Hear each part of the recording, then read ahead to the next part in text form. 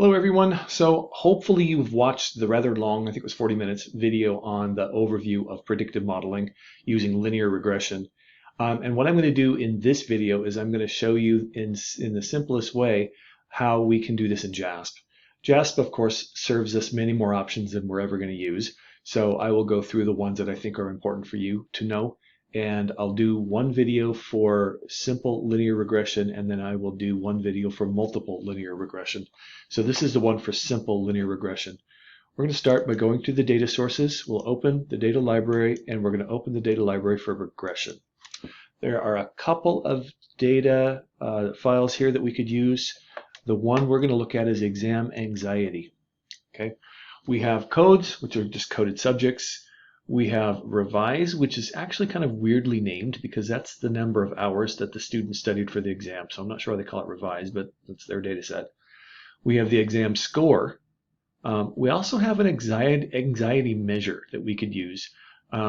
Possibly, maybe one or the other of these could be output variables. But the way that we're going to set this up, the simplest way we're going to set this up is that the revise score is going to be our independent variable. It's going to be how many hours they studied. And the exam score is going to be ideally dependent on the amount of time they studied, which is recorded under a revise. So we're going to build a linear model to see if we can, first of all, look at, this is our training data or our old data. Let's examine the relationship between these two variables. And then what we're going to do is we're going to build a model that allows us in the future, when all we have is the revise or the independent variable, to then use that model to predict what the exam score is likely to be. Okay, so that's what we're looking at right here. And again, this is simple linear regression. We always have in every regression model, we always have one intercept. Again, that's where the regression line passes the vertical axis. And then in a simple model, we will have one slope. And I'll just give you a bit of foreshadow of what's coming in the next video. We can do multiple linear regression where we have the opportunity to take multiple inputs to better predict what our output's going to be, and it can really make a difference. And in this particular case, we're not doing that, but when we do that, we still get one intercept, and then we get a slope for every input variable. So the equation that we work out becomes just a little bit longer. So we're going to go up here to regression, and we're going to pull down to linear regression. Our dependent variable is going to be our exam score, so that goes there. Okay. Our covariates, or our predictors, many things that they can call it, but in this case we're only going to look at one, and that's going to be revise, and it's going to go here. Okay. We already have our model built for us. It took what we gave it, and it told us what it thinks we are looking at. Okay, but let's look at some of these other items to see if there's anything in here that we want. We're not going to change that. That's the model that we have. Statistics, we're not really going to change anything here either, but they give us lots of options. Method specification, we're not changing anything there. So I'm going to stop looking at these because there's really nothing here that we need to change. We can do plots. Those can be kind of interesting.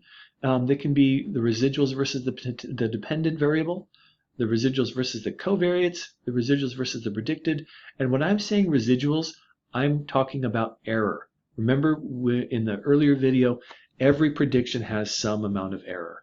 And lots of times, that difference between what is predicted and what is actual, that is referred to as error. But quite often, it can also be referred to as residuals. And I think you saw we used residuals, I think, in the ANOVA presentation. But anyway, this is just about plotting. I don't really care about the plots all that much, so I'm going to turn those off as well. Okay, what do we have? Remember in my previous video, I said I wanted you to look for 5 things, and they're here. Ignore H0, that is a null hypothesis. It gives us no real information anyway, and we don't care. So we're going to look at H1. H1 gives us one of the 5 things that we want. It gives us our R squared, and our R squared says that the variable exam, the variable revise, accounts for essentially 16% of the variability that we saw in exam. So that's a pretty low R squared. So this is not a terrific model, but at least it does account for 16% of the variability. It would be a lot better off. We'd be a lot better off than if we used the mean. Down here under H1, we have a couple other things. I'm going to tell you to ignore sum of squares. This is an ANOVA model, so I'm going to tell you ignore the sum of squares. But we now know because of ANOVA that the regression and the residual total the total amount of the sum of squares, and we can take the percentage of the regression coming from the regression model to say that 10,802 units of variability were accounted for in this model, but 57,834 are residual. They are not accounted for by this model. So that kind of tells you kind of the weakness of the model. What it does give us, though, is the second of the important variables, and that is the F statistic. And that tells us how much better off we would be than if we just used the mean. So while this is a weak model, we're still better off than just using the mean. And the third important result is the p. The p-value is less than 0.01, and so, or 0.001. So this is a good result. The F statistic is a good result. Down here is where we get the real important information, and we're going to look under H1 because that's going to be our alternative, and we are going to say that we have an intercept and we have a slope. And just like I showed you in the other presentation, the intercept is always called the intercept, and it is the point where the regression line crosses the vertical axis. It's our starting point. The name of the slope depends on the input variable, and in this case it's called revise.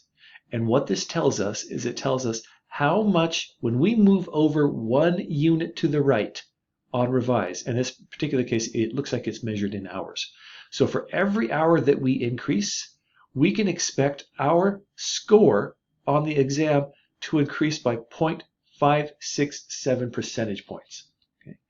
That's how we can build our model.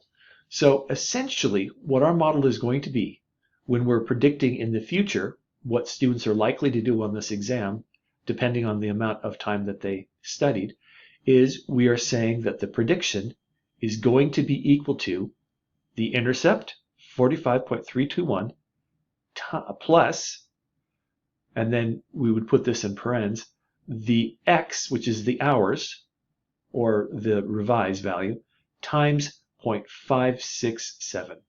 Okay, so that, if they've studied 4 hours, it would be 4 times 0.567 plus the intercept. If they studied 40 hours, it would be 40 times 0.567 plus the intercept. That would give you the value of your predicted exam score.